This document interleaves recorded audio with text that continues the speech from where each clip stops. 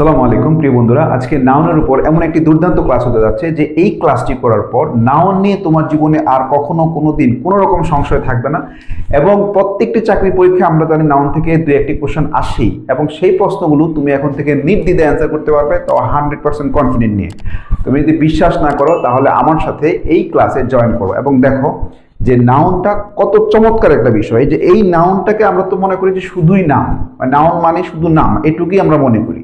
কিন্তু এই নাউনের সাথে যে কত কিছু সম্পর্ক, যেমন নাউনের সাথে কিন্তু নাম্বারের একটা সম্পর্ক আছে, ডিটারমিনারের সম্পর্ক আছে, জেন্ডারের সম্পর্ক, পার্সনের সম্পর্ক, এবং এটার সাথে subject verb agreement, right form of verb, everything এই নাউনের সাথে কিন্তু কানেক্টেড। কারণ আমরা জানি সাবজেক্ট হিসাবে, একটা বাক্যের সাবজেক্ট হিসাবে কিন্তু সাধারণত নাউন অথবা প্রোনাউনই তো বসে। তো সেই নাউনটা যদি আমরা ক্লিয়ার না থাকি তাহলে কিন্তু আমি ইংরেজি গ্রামারটাই শিখতে পারবো না। তো আজকে আমি সেই নাউনটাকে এমন চমৎকার করে ব্যাখ্যা করব যে তোমার মনে হবে যে আসলে এই বিষয়গুলো আরো আগেই তোমার জানা দরকার ছিল। আচ্ছা, আমি এখানে বিগত সালের কয়েকটি কোশ্চেন লিখেছি, মানে এগুলো বিগত সালের বিভিন্ন চাকরি পরীক্ষা এসেছিল বা প্রতিযোগিতামূলক পরীক্ষা এসেছিল। যেমন একটি হচ্ছে হি thinks he is a Rabindranath, রবীন্দ্রনাথের নিচে দাগ, এবং বলা হচ্ছে এই রবীন্দ্রনাথ এটি কোন নাউন, কি প্রপার নাউন না কমন নাউন না কালেকটিভ নাউন, ম্যাটেরিয়াল নাউন, এভাবে দেওয়া ছিল। দ্বিতীয় যে কোশ্চেন সেটি হচ্ছে I am in the process of collecting material for my story. এখানে ম্যাটেরিয়ালটা কি? এটা কি নাউন, এটা কি ভার্ব, অ্যাডজেক্টিভ, অ্যাডভার্ব, কি এটা? তৃতীয় যে কোশ্চেনটা এখানে এনেছি সেটা হচ্ছে দ্য ক্যাটেল, তারপর হচ্ছে ইজ অথবা আর গ্রেজিং ইন দ্য ফিল্ড। কি হবে এখানে? ইজ হবে না আর হবে, অর্থাৎ সিঙ্গুলার হবে না প্লুরাল হবে এটা। 4 নম্বর টেকিং সুগার ইজ নাকি আর ফরবিডেন ফর ডায়াবেটিক পেশেন্ট, অর্থাৎ এখানে কি সিঙ্গুলার হবে না প্লুরাল ভার্ব হবে এটা। তারপরে হচ্ছে 5 নম্বর ওয়াটার বয়েল নাকি বয়েলস এট 100 ডিগ্রি সেলসিয়াস, কি বসবে? তো এখন তোমাদের মনে হতে পারে যে স্যার আপনি তো পড়াচ্ছেন নাউন, আপনি আবার এখানে সাবজেক্ট ভার্ব এগ্রিমেন্ট নিয়ে আসছেন, এই ভার্বের আলোচনা নিয়ে আসছেন, এটা কেন? আসলে নাউন টপিকটাই এমন যে এটার সাথে মোটামুটি অনেকগুলো বিষয় জড়িত, এবং ভার্বের বিষয় তো অবশ্যই, সাবজেক্ট ভার্ব এগ্রিমেন্টের সাথে তো খুবই ওতপ্রোতভাবে নাউনের সম্পর্ক। আচ্ছা, আমরা ছোটবেলায় যেভাবে নাউনটা শিখেছিলাম সেটা হচ্ছে অনেকটা এমন যে নাউন প্রথমত দুই প্রকার, একটা হচ্ছে কনক্রিট নাউন, একটা হচ্ছে অ্যাবস্ট্রাক্ট নাউন। কনক্রিট নাউন হচ্ছে আবার 4 প্রকার, প্রপার, কমন, কালেকটিভ এবং ম্যাটেরিয়াল নাউন। এই হচ্ছে নাউন। আর নাউন মানে হচ্ছে নাম, কোনো ব্যক্তি, বস্তু বা স্থানের নাম হচ্ছে নাউন। কিন্তু এই শিখার মাধ্যমে আসলে আমাদের প্রায়োগিক যে ইংরেজি ব্যাকরণের যে প্রয়োগ, সেখানটাতে কিন্তু আমরা খুব বেশি বেনিফিটেড হই না, এবং যার কারণে যখন পরীক্ষায় আমাদের এই ধরনের কোশ্চেন আসে তখন কিন্তু আমরা কনফিউজড হয়ে যাই। তো এই সমস্ত কনফিউশনগুলো দূর করে এরকম কোশ্চেনগুলো যেন আমরা অ্যান্সার করতে পারি খুব সহজে এবং কোনো রকম দ্বিধাদ্বন্দ্ব ছাড়া, সেটাই আজকের ক্লাসের মূল লক্ষ্য। তো আমরা শুরু করতে পারি। তো আসি, প্রথমত খুব সংক্ষেপে আলোচনা করব। নাউন বিষয়টা আমরা মোটামুটি সবাই জানি। নাউন হচ্ছে আসলে কোনো কিছুর নাম। এই যে কোনো কিছুর নাম, এটা কিন্তু কেবলমাত্র কোনো ব্যক্তি, বস্তু বা স্থানের নাম না, এটা কাজের নামও হইতে পারে, এটা গুণের নামও হইতে পারে, এটা যে কোনো কিছুর যদি কোনো নাম হয় তখনই সেটা নাম। যেমন কোনো কাজই অকাজ না, এটা কথার কথা, কোনো কাজই অকাজ না, মানে প্রত্যেকটা কাজই কিন্তু কাজ। তো এখন এই যে কোনো কাজই কাজ না, তাহলে প্রথম কাজটা হচ্ছে নাউন, পরের কাজটা হচ্ছে অন্য কিছু। আচ্ছা, আবার যদি বলি যে যেমন রেগে যাওয়া, আমরা তো জানি যে এটা একটা ভার্ব, কারণ এখানে অ্যাকশনের ব্যাপার আছে।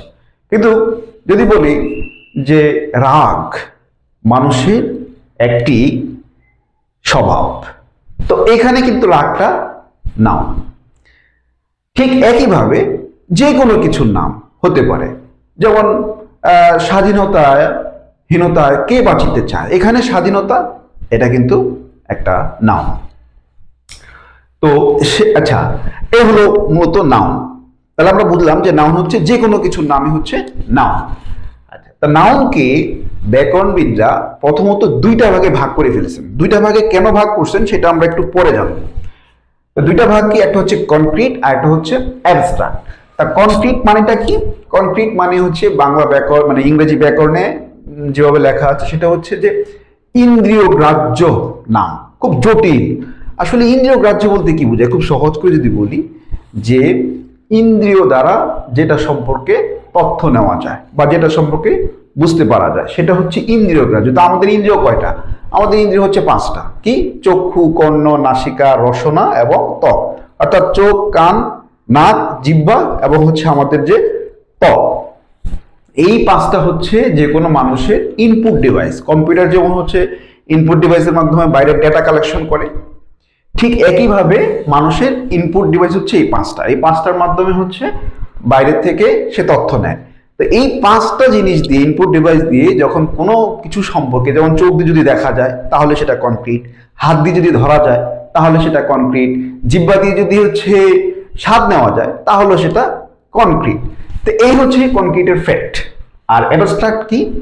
অ্যাবস্ট্রাক্ট মানে হচ্ছে ইন্দ্রিয় গ্রাহ্য না যেটা, অর্থাৎ যেটার কোনো বাস্তবিক কোনো রূপ নাই, এটা শুধুমাত্র কল্পনার একটা ব্যাপার, ব্যাস এইটুকুই। যেমন বীরত্ব, এটা কিন্তু ধরা যায় না, ছোঁয়া যায় না, কিচ্ছু করা যায় না, এটা শুধু বুঝি, হ্যাঁ এটা কি মনে হয় বীরত্ব বলে। ভ্রাতৃত্ব, মাতৃত্ব, এগুলো সব আসলে অ্যাবস্ট্রাক্ট নাও। আচ্ছা, তারপরে আসি এই কনক্রিট নাউন যেগুলো হচ্ছে ইন্দ্রিয় গ্রাহ্য, অর্থাৎ যেগুলো চোখ দিয়ে দেখা যায়, হাত দিয়ে ধরা যায়, জিহ্বা দিয়ে স্বাদ নেওয়া যায়, এগুলো 4 প্রকার। প্রথম যে প্রকার সেটা হচ্ছে প্রপার নাউন। প্রথম প্রকারটা হচ্ছে প্রপার নাউন। এখন প্রপার নাউনের ক্ষেত্রে আমাকে মনে রাখতে হবে যে এটা হবে ইউনিক, এটা হবে ইউনিক, নির্দিষ্ট তো বটেই এবং এটা ইউনিক হবে। অর্থাৎ ওই নামটাকে বললে ওই জিনিসটাকেই বুঝাবে। কোনো কিছুর নাম যদি বলি, যেমন আমার নাম, আমার 2টা নাম। এক, আমার নাম হচ্ছে আনোয়ার, এটা আমার একটা নাম। এই আনোয়ার বললে কিন্তু অন্য কেউ সাড়া দিবে না। যখন এখানে আমাকে ডাকা হবে, মানে এখানে যখন ডাক দেওয়া হবে আনোয়ার এদিকে এসো, তখন কিন্তু আমি সেখানে যাব। তো এটা হচ্ছে আমার ইউনিক আইডেন্টিটি বা ইউনিক নেম, এটা হচ্ছে প্রপার নাউন। আর কমন নাউনটা করি, আমার আরো একটা নাম আছে, সেটা হচ্ছে আমার একটা সাধারণ নাম। সাধারণ নাম কি? আমার সাধারণ নাম হচ্ছে আমি একজন মানুষ। এই মানুষ আমার একটা সাধারণ নাম। তা আমার মতো যাদের এরকম আমার মতো যারা আছেন, আমরা কিন্তু সবাই মানুষ। এই মানুষটা কিন্তু আমরা আমাদের একটা সাধারণ নাম, তো এটা হচ্ছে কমন নাউন। আচ্ছা, মানে সাধারণ নাম, সাধারণ নাম যখন হবে তখন সেটা কমন। আর প্রপার নাউন হবে ইউনিক এবং সেটা অবশ্যই হবে গিয়ে নির্দিষ্ট, সেটা অবশ্যই নির্দিষ্ট হতে হবে। আচ্ছা, আর কমন হলো কোনো কিছুর সাধারণ নাম, সাধারণ নাম, এটা হচ্ছে কমন নাউন।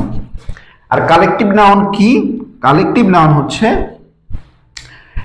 এক জাতীয় কোনো একটি গ্রুপের একটা সাধারণ নাম, সমজাতীয় বা সমশ্রেণীভুক্ত কোনো কিছুর একটি নাম। যেমন যদি পুলিশ বলা হয়, কি বলা হয়? পুলিশ। এই পুলিশ বললে কিন্তু আপনাকে বুঝাবে না, আমাকে বুঝাবে না। পুলিশ বললে কিন্তু ওই যারা পুলিশে আছে তাদেরকেই বুঝাবে, অর্থাৎ ওই একই শ্রেণীর লোক। আর্মি বললে ওই আবার পুলিশকে বুঝাবে না, আর্মি যারা আছে, যারা আর্মিতে জয়েন করেছে তাদেরকেই বুঝাবে। তো এক জাতীয় কোনো কিছুর যে নামটা, এই গ্রুপের যখন কোনো নাম হয় তখন সেটা হবে কালেকটিভ। কালেকটিভ শব্দটা আসছে কালেকশন থেকে, অর্থাৎ একটা কালেকশনের নাম, এটাই হচ্ছে কালেকটিভ নাউন। ঠিক একইভাবে ম্যাটেরিয়াল নাউনটা হচ্ছে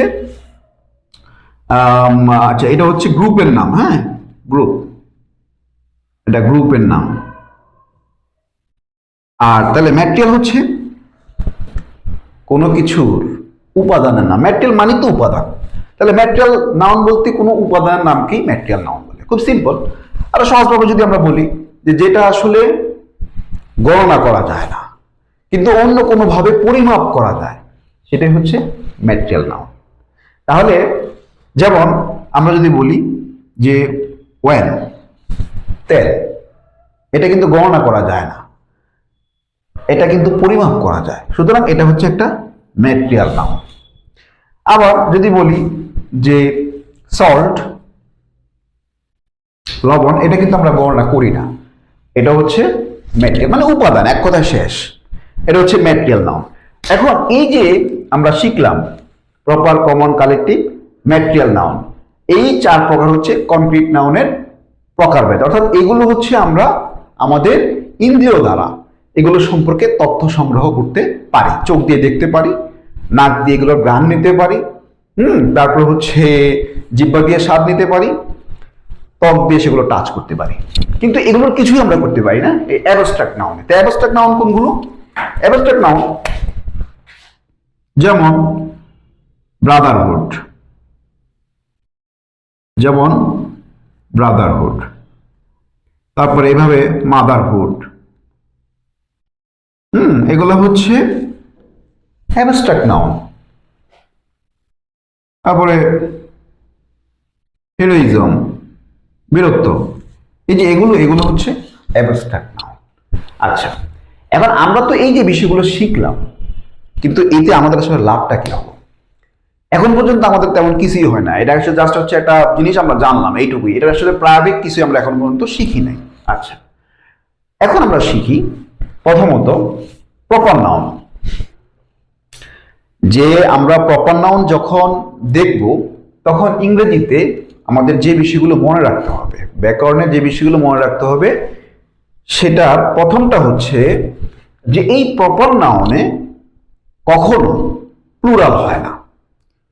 প্রপার নাউনে কখনোই প্লুরাল হয় না, অর্থাৎ অলওয়েজ প্রপার নাউন সিঙ্গুলার। এখন প্রশ্ন হতে পারে যে প্রপার নাউন অলওয়েজ কেন সিঙ্গুলার? তার কারণ হচ্ছে এই যে proper noun unique, proper noun unique এবং নির্দিষ্ট, যেহেতু সে ইউনিক তাহলে তার তো দ্বিতীয়টা হওয়ার কথাই আসে না, প্রশ্নই হয় না। এলো 1 নম্বর ব্যাপার। 2 নম্বর যে বিষয়টা, সেটা হচ্ছে যে প্রপার নাউনের আগে কখনো আর্টিকেল এ অথবা এন বসে না। প্রশ্ন হতে পারে যে স্যার কেন এ অথবা এন কেন বসে না? বসে না এই জন্য, আমরা জানি আর্টিকেল হচ্ছে 3টি, এ, এন এবং দা। তার মধ্যে এ এবং এন হচ্ছে অনির্দিষ্টতা জ্ঞাপক, মানে অনির্দিষ্টতা বোঝায়, আর দা তার নির্দিষ্টতা বোঝায়। তো যেহেতু প্রপার নাউনটা ইউনিক এবং নির্দিষ্ট, সেহেতু অনির্দিষ্টবাচক এ বা এন বসার তো কোনো সুযোগই নেই। যার কারণে আমরা এটা বলতে পারি যে প্রপার নাউনের বৈশিষ্ট্য হচ্ছে যে এটার কখনো প্লুরাল ফর্ম হয় না। যেহেতু প্লুরাল ফর্ম হয় না, তার মানে হচ্ছে এটার সাথে কখনো এস বা ইয়েস যুক্ত হয় না, কারণ আমরা জানি কোনো নাউনকে প্লুরাল করার জন্য সেটার সাথে এস বা ইয়েস যোগ করতে হয়। তার মানে প্রপার নাউনের সাথে কখনো এস বা ইয়েস যুক্ত হয় না, প্রপার নাউন কখনো প্লুরাল হয় না, প্রপার নাউনের আগে কখনো এ বা এন বসে না। ক্লিয়ার? এখন যদি কোনো কারণে প্রপার নাউনের আগে এ অথবা এন বসে গেল তাহলে কি হবে? বা প্রপার নাউনের সাথে এস বসে গেল তাহলে কি হবে? তাহলে যেটা হবে সেটা হচ্ছে ওই প্রপার নাউনটা আর কখনো প্রপার নাউন থাকবে না, সেটা হয়ে যাবে কমন নাউন। আচ্ছা, এবার আমরা দ্বিতীয় যেটা আসি, সেটা হচ্ছে কমন নাউন। এই কমন নাউনটা যে বৈশিষ্ট্য, সেটা হচ্ছে আমাদের আগেই আমরা জেনেছি বা ক্লিয়ার যে কোনো কিছু সাধারণ নাম, সেগুলো হচ্ছে কমন নাউন, এবং পৃথিবীতে যত নাউন আছে তার 90% কিন্তু এই কমন নাউন। এই যে নাম্বার পড়ে আমরা, এই যে সিঙ্গুলার, প্লুরাল, এভরিথিং, এগুলো কিন্তু সব কমন নাউনের।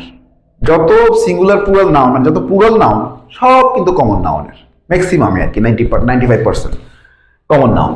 কোনো কিছু সাধারণ নাম, যেমন এই যে একটা বই, একটা কলম, তারপর হচ্ছে ফুল, ফ্যান, পাখা, হার্ডবোর্ড মানে হোয়াইট বোর্ড, মানে এভরিথিং, এগুলো সব হচ্ছে কমন।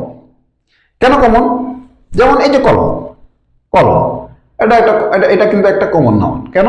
কারণ কলম বলতে কিন্তু সমস্ত লেখার জিনিসগুলোকে বোঝাচ্ছে, যেগুলো হচ্ছে এই কলম আর কি, সেটা। পেন্সিল বলতে পেন্সিলগুলোকে বোঝাচ্ছে, কিন্তু কোনো আলাদা স্পেসিফিক কোনো পেন্সিল কিন্তু বোঝাচ্ছে না, বা কোনো কলমকে বোঝাচ্ছে না, যার কারণে এগুলো হচ্ছে কমন নাউন। এখন আসি, এই কমন নাউনের বৈশিষ্ট্য হচ্ছে এটার আগে এ এন বসতে পারবে, এ এন দা সবে বসতে পারবে এটার আগে, এবং এটার সাথে এস বা ইয়েস বসতে পারে। তার মানে হচ্ছে কমন নাউনের কি হয়? প্লুরাল ফর্ম হয়, সিঙ্গুলারও হয় প্লুরালও হয়। আচ্ছা, তাহলে এটা আমরা কমন নাউনটা বুঝলাম, প্রায়োগিক ব্যাপারটা। তারপরে আসছি কালেকটিভ নাউন। কালেকটিভ নাউন, যেহেতু কালেকটিভ নাউন হচ্ছে একটা গ্রুপের সাধারণ নাম, যেহেতু একটা গ্রুপের নাম, এখন গ্রুপটার মধ্যে থাকতে পারে, যেমন আমরা যারা আমরা ফেসবুক চালাই, তা ফেসবুকে যে আমরা গ্রুপ খুলি, একটা গ্রুপের মধ্যে লক্ষ লক্ষ মেম্বার থাকতে পারে, কিন্তু ওই গ্রুপের নাম তো একটাই, তাই না? একটাই নাম। এবং যখন অনেকগুলো গ্রুপ নিয়ে আমরা কাজ করি, তখন ওই একটা গ্রুপে কিন্তু একটা গ্রুপ হিসেবে আমরা ট্রিট করি। সেটার মধ্যে যে 10 লক্ষ, আরেকটা গ্রুপের মধ্যে যে 5 জন মেম্বার আছে, সেইভাবে কিন্তু আমরা কাউন্ট করি না। আমরা একটা গ্রুপকে একটা গ্রুপ হিসেবেই দেখি, একটা অবিভাজ্য একক আর কি, যেটাকে বলে। যার কারণে এই কালেকটিভ নাউনের পর, মানে কালেকটিভ নাউনগুলো সাধারণত সিঙ্গুলার হয়, এবং যেহেতু কালেকটিভ নাউন সিঙ্গুলার হয়, সেহেতু এটার পরে ভাবটা, সাবজেক্ট ভার্ব এগ্রিমেন্ট অনুযায়ী এটার পরে যে ভাবটা বসে সেটাও সিঙ্গুলার হয়। যাই হোক, সেটা আমরা পরে আসছি। বিশেষ ক্ষেত্রে কালেকটিভ নাউনের মাঝে মাঝে প্লুরাল হয়। আচ্ছা, তারপরে আসি ম্যাটেরিয়াল নাউন। ম্যাটেরিয়াল মানে হচ্ছে উপাদানের নাম। তো এই ম্যাটেরিয়াল নাউনের বৈশিষ্ট্য হচ্ছে যে ম্যাটেরিয়াল নাউনের কখনো প্লুরাল ফর্ম হয় না, এটা অলওয়েজ ম্যাটেরিয়াল নাউন হচ্ছে সিঙ্গুলার ফর্মে থাকে। তাহলে আমরা একটা বিষয় ক্লিয়ার হয়ে যাই, সেটা হচ্ছে যে প্রপার নাউন, এই প্রপার নাউন, তারপর হচ্ছে এই কালেকটিভ নাউন এবং এই যে ম্যাটেরিয়াল নাউন, এই সবগুলাই সাধারণত সবসময় কি হয়? সিঙ্গুলার হয়, সিঙ্গুলার থাকে। হ্যাঁ, তাহলে যখন এগুলো সাবজেক্ট হিসেবে ব্যবহৃত হবে কোনো বাক্যে, তাহলে এরপরে যে ভাবটা বসবে সেটাও নিঃসন্দেহে কি হবে? সিঙ্গুলার ভাব বসবে। আশা করি এই ব্যাপারটা একদম ক্লিয়ার। আচ্ছা, আর সিঙ্গুলার অথবা সিঙ্গুলার এবং প্লুরাল দুইটাই হয়, সেটা কি? সেটা হচ্ছে এই যে কমন নাউন। আশা করি ব্যাপারটা ক্লিয়ার হয়েছে এতক্ষণে। আচ্ছা, আমরা এবার এই প্রশ্নগুলোর দিকে আসি। এখানে আমরা দেখি প্রথম যে বাক্যটা বা প্রশ্নটা, সেখানে আছে কি? He thinks he is a Rabindranath. সে সে মনে করে যে সে একজন রবীন্দ্রনাথ, অর্থাৎ সে নিজেকে রবীন্দ্রনাথ ভাবে। আসলে না, আমাদের সমাজে অনেক আছে কিন্তু এরকম, যে নিজেকে বিদ্যাসাগর মনে করে। আসলে কি সে বিদ্যাসাগর? সে তো বিদ্যাসাগর না, সে তো রবীন্দ্রনাথ না, সে মনে করে রবীন্দ্রনাথ। সুতরাং এই রবীন্দ্রনাথ আসলে সেই রবীন্দ্রনাথ না যাকে আমরা চিনি, রবীন্দ্রনাথ ঠাকুর, সে রবীন্দ্রনাথ না। সুতরাং যেহেতু এখানে এই রবীন্দ্রনাথের আগে কি বসছে? এ বসছে। যেহেতু রবীন্দ্রনাথের আগে এ বসছে, সুতরাং এই রবীন্দ্রনাথ আর সেই রবীন্দ্রনাথ নাই, এই রবীন্দ্রনাথ হয়ে গেছে একটা সাধারণ রবীন্দ্রনাথ, যার কারণে এটা হয়ে গেছে একটা কমন নাউন। ঠিক আছে, এটা কি হয়ে গেল? এটা কমন নাউন। এটা এখন এই রবীন্দ্রনাথ যদি বলা হয় যে এই রবীন্দ্রনাথ কি noun? Proper, common, collective, material, আমরা চোখ বন্ধ করে বলে দিব এই রবীন্দ্রনাথ হচ্ছে একটা কমন নাউন। আচ্ছা, তারপরে দ্বিতীয় যে বাক্যটা সেটা আমরা দেখি। I am the process of collecting material for my story. এই বাক্যের মধ্যে বলা আছে কি? ম্যাটেরিয়াল। এটা কি?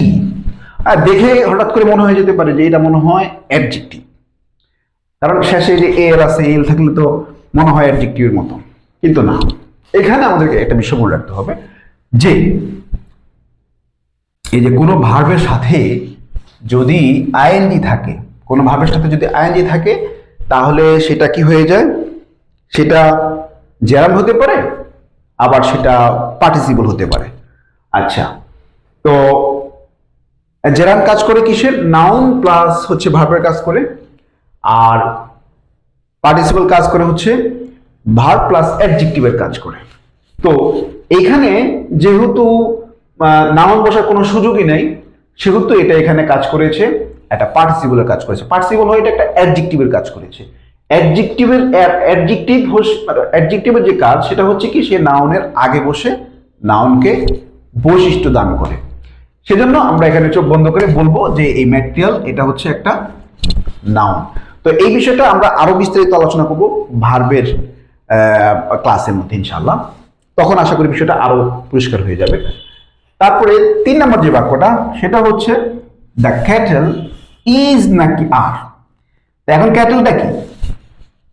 ক্যাটেলটা হচ্ছে পাল, গরুর পাল। তো এটা হচ্ছে একটা, আমরা জানি কি, এটা আমরা সবাই জানি যে এটা হচ্ছে একটা কালেকটিভ নাউন, কারণ হচ্ছে পাল, পাল একটা দল, হ্যাঁ, একটা গ্রুপ, সেটা একটা কালেকটিভ নাউন। তো সহজেই তো হয়ে যাওয়ার কথা ছিল, যে ইজ হওয়ার কথা ছিল, কারণ একটু আগে তো বলা হয়েছিল যে কালেকটিভ নাউন সবসময় সিঙ্গুলার এবং তারপরে সবসময় ভার্ব হবে সিঙ্গুলার। কিন্তু বন্ধুরা এইখানে আমাদের একটা বিষয় মনে রাখতে হবে, সেটা হচ্ছে